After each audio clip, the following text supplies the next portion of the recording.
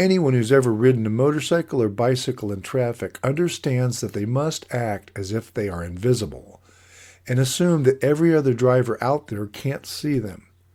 Motorcycle safety classes teach this concept as one of the basics of safe operation. On the other hand, we in big trucks tend to assume that everyone can see us and drive accordingly. As a consequence, we are often involved in accidents when it seemed that there was no way that the other driver could not have seen us and avoided the collision. To begin with, never assume that the other driver sees you. Too often they're on the phone, texting, reading, or distracted by others in the car. In addition, in many cases, your truck may be masked by surrounding visual effects. For example, a white-sided trailer may blend in with adjacent buildings, or you might be in the blind spot caused by their rearview mirror.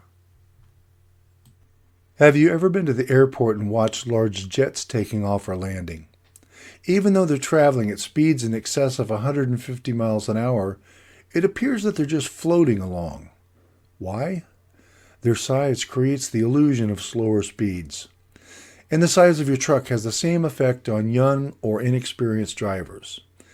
Even when they see us approaching, they fail to realize just how close we are or how long it will take us to clear their path. As a consequence, they pull out in front of us with no realization that they're risking their lives and the lives of those in the car with them. Instead of assuming that everyone can see us and expecting them to adjust to our presence, we need to consider that we're driving invisible trucks and act as if people don't see us. By doing so, we will all become much more defensive and avoid the accidents that should have never happened. Remember, never expect the other driver to adjust to you.